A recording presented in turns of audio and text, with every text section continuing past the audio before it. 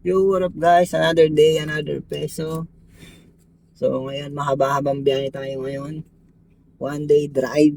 Kasi magtutour yung sila madam dito sa Albay. Marami silang pupuntahan. Ito yung itinerary nila. Basahin nyo na lang, check nyo na lang. Kaya yun. Susundin natin sila madam tsaka yung family nila sa Santo Domingo. Ayan, una nilang pupuntahan is Misibis. Bali, ipahinga muna dyan si Mirage. Hindi natin gagamitin si Mirage kasi marami sila, ma'am. Kailangan nila 7-seater kaya yan ang gagamitin natin. Ang Toyota Rush. Extreme Car Rentals. Check nyo ang page nila. Tsaka Bicol Quality Car Rentals. Bicol Quality Used Cars. At Daily Drive. Kaya, let's G. Another day, another peso. Another pagod, another grind.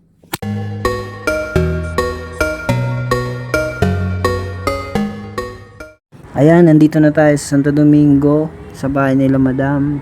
Waiting pa tayo kasi nag-aalmusal pa sila sa loob. What up guys, update. Dito na kami sa Misibis Eco Park. Ayan, first stop namin. And susunod dun sa Mosboron Beach kasi magsiswimming daw sila madam tsaka sila sir. So, yeah.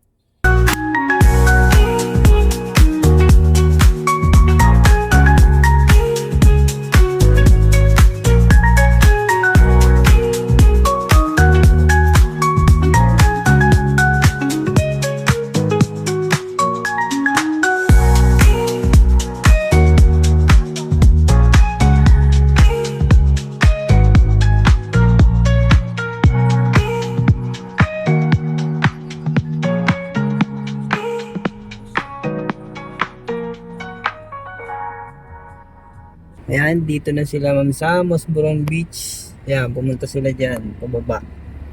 At ako, dito na lang ako sa kotse. Inaaya nila akong sumama sa kanila dun sa beach. Pero natamad ako eh. Ayan, dito na ako, naantok pa ako eh. Dito muna ako mag-chill.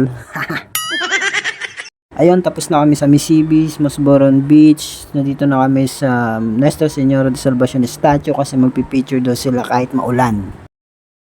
Fast forward, hindi na namin napuntahan yung ibang itinerary nila madam kasi sobrang ulan dito sa Legazpi. So pinili na lang nila pumunta dito sa Farm Plate, the happiest place in Bicol. Angas. Ito na yung second to the last spot nila ngayong gabi. Ayun, ito na yung last spot nila bago sila umuwi. Nandito kami sa Good Vibes Resto Bar. Dito na sila mag-chill. Hindi na ako nakapag-video ng ibang clips kasi nadala na ako ng feelings.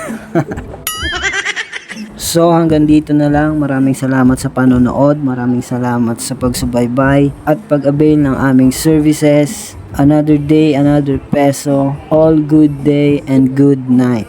Daily Drive.